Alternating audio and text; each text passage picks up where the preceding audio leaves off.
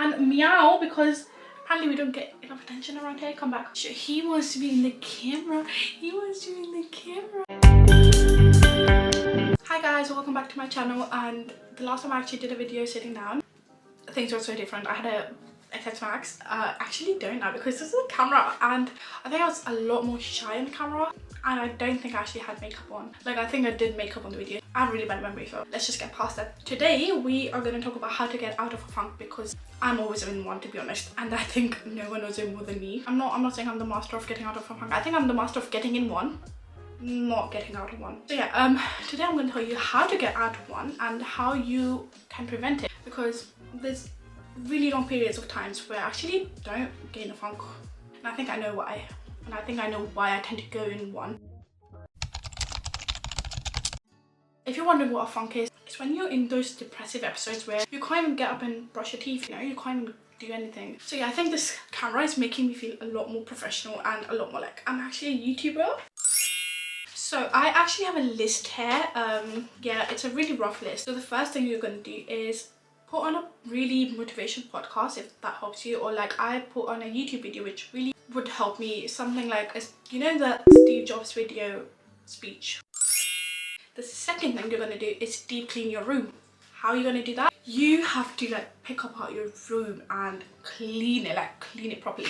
So what I would do is, first of all, I would like literally organize everything. Then I'd go on and dust the whole room.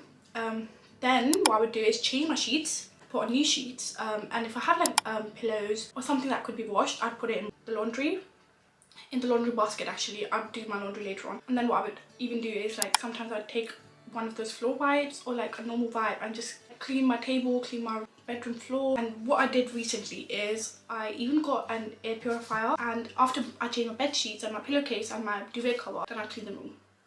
So once everything is looking tidy, I'm gonna be really okay up here. And then I'd actually try and declutter everything, which is really bad. I know I should do it before, but if I do it before, it's just gonna become one whole mess, and then I'd rather brush twice than do it once where it stresses me out to the point where I don't even want to do it anymore. Once I've changed my sheets and everything, I'd make my bed, I'd spray the room, and I have an Airwick diffuser. It's like this small, it's like a 4 or 5, I think the device itself is like £6, and then the refill is like £3, something like that. It's really cheap and it keeps my room smelling really good. So I do that. So yeah, once that's done, then what I would do is I would do my laundry, and if I have any makeup brushes that need cleaning, and this is, guys, I would do this once a week because I need it once a week at least, at the very least. I would literally grab my makeup brushes, wash them. When you're deep cleaning the room, make sure to go under your bed, under your table, behind your rail, like anything behind your wardrobe. Don't miss a spot.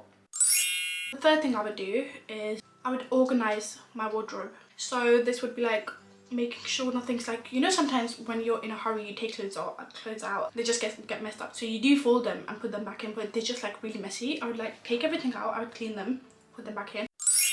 Then comes one of my favorite parts. So what I would do is I would do self-care that I need to do before I go into the shower, or like a pre-shower basically. So sometimes some of these things you might have to do in the shower, but it's just before you actually take the shower. These include teeth strips. So I've actually incorporated teeth strips recently in my routine. I'm not going to show you my teeth right now, like that's not going to happen, sorry guys. Second thing I would do is oil my hair. I feel like it does two things. One, it makes me look so disgusting that I have to take a shower, and it's just like when I take a shower it makes me feel really good.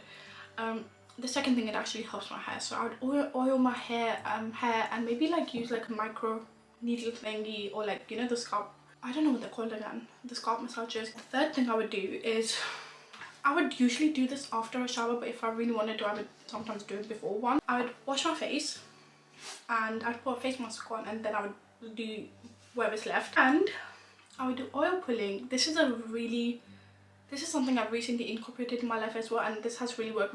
My teeth look so different now. I would also do a mani-pedi. Like, the state of my nails right now is really bad, but I would like put nail paint on my feet, on my nails, put creams and stuff on, make sure they're looking their best, and then we go to the actual shower. I would take like a long shower. Oh, by the way, I would also shave my face before I get into the shower. So I sometimes put music on, or sometimes when I'm feeling really stressed, I would even clean the shower before I get in. And I would get out. I would put on good clothes. This is one big thing for me because I don't want to put on clothes that make me feel disgusting, or that would make me feel disgusting like 2 years, oh 2 days, not 2 years, 2 days, or like even a day. Because I had this tendency to actually wear really shitty clothes around the house and I would look like a homeless person. I used to think, who cares? But I think now I've realized I care.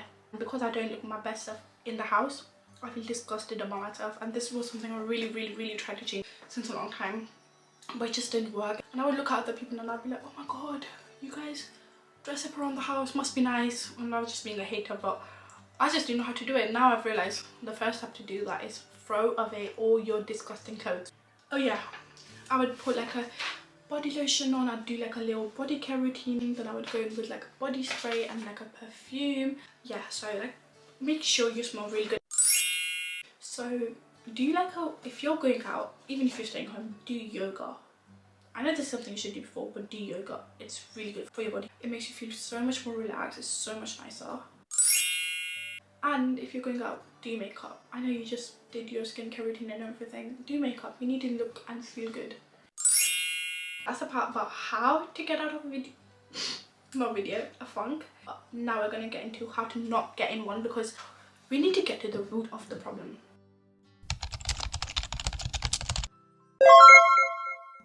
What I would do to prevent, and I think this is more individual than how to get out of one, because I think different people struggle with different things, and you need to kind of, like I said, get to the root of the problem. So maybe figure out what's going on in your life that's stressing you out. Therapy helps. Go to therapy, find a therapist. If that's expensive, try and do shadow work on your own, but it's really hard to do on your own because it brings out a lot of unpleasant feelings. Get to the cause of the problem, see what's stressing you out. The second thing I would do is I would write, if I'm really stressed out and if I'm getting in a funk every single day, I would write a journal entry every single day. It's kind of like unloading yourself of negative feelings and just putting them on paper to gain more clarity. Third I would say is do daily affirmations. Look in the, do mirror work. I think it's called mirror work. Stand in front of the mirror, tell yourself you look good.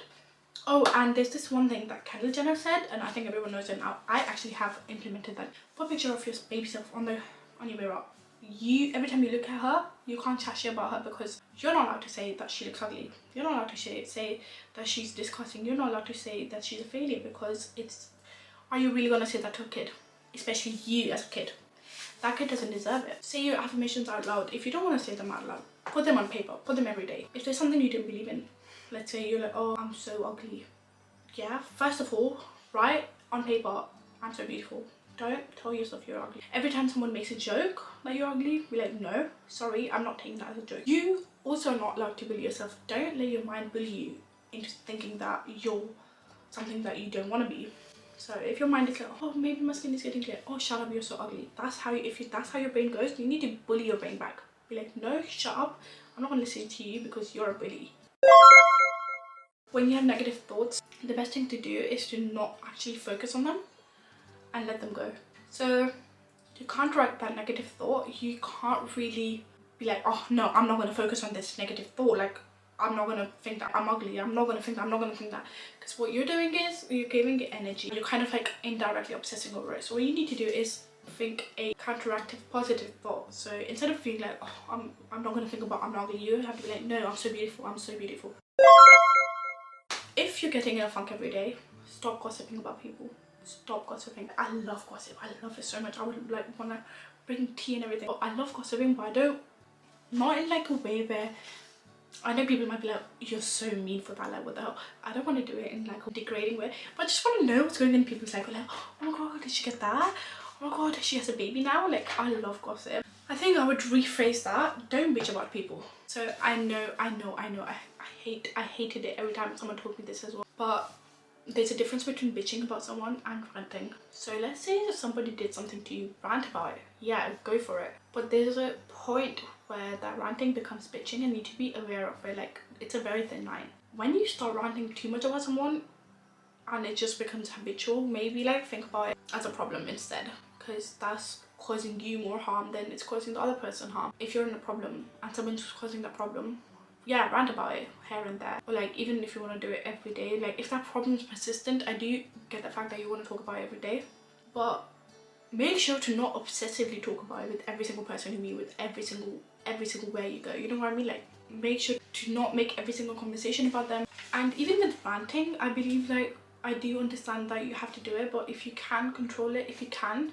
please control it, because it's going to cause you more harm. If you bitch about people, you're basically thinking about the negative in them, which means you're thinking about negativity, which means you're going to start thinking negative about yourself. Let's say I have a problem with someone, right, but they're not causing any harm to me right now, and I'm stressed out about something else, and I'm sitting down with my friend. I don't want to be I shouldn't be talking about that person instead, because it's just increasing stress for me, to be honest. Like, it's just making me focus more on the negative. What I need to do is talk about the nice stuff. At this point, I really love it because I have recently implemented this in my life, and it's to wear good clothes around the house. I wear good clothes around the house now, even though I didn't used to. Like I said, I used to wear I used to look homeless in my house. So now I don't. Sometimes my hair's not giving, but other than that, I don't look like a dead body just awoken from death around my house anymore. This one is a really good one, and if you can do it, just do it. I know people with depression struggle so much with this. Shower after every one day. Force yourself. Get up and force yourself. And I know it's really hard, so I'm not gonna be like, no, you have to do it. But if you can, please shower after every one day. And I know some people shower every day. That's really good for you. Some people can't do it because people that have not been depressed don't get it. So I'm not even gonna bother explaining it. Have a night and morning skincare routine. This is really good, and again, people with depression, what you need to do is you need to force yourself to do this. A lot of these things are faking it till you make it. They're not going to come to you with motivation, so you have to be like, no, I need to be stronger than my motivation. I need to be disciplined. I can't be just motivated for the rest of my life. Oh, putting things away as soon as you can. When I was a kid, I was really messy. I was really wild. I was a wild child. But when I grew up, I became a control freak, which is really weird. And one of the ways I exercise my control freakiness is by actually controlling things I can't control in my life. I'm very obsessive about my room, so I clean it every day, and I make sure no one else messes it as well. Okay, last, and then I can rip this off. Wait. Yeah. So the last bit is take bloody time off your phone. Don't be on your phone all the time, because TikTok, Insta, all these apps provide you with a rush of dopamine, and when you don't have that, you feel really dead. When you're off your phone, you can sit down, you can journal, you can read, you can do so many other things that would connect you to yourself, to your inner self. What we want to do is we want to look for serotonin or oxytocin. That's the love hormone.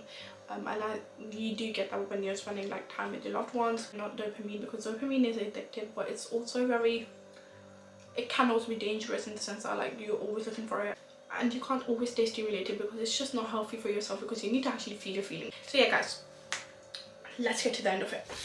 Please, I'm gonna say this for the first time and the last time. Please make sure to like and to subscribe to my channel. Like this video and subscribe to my channel.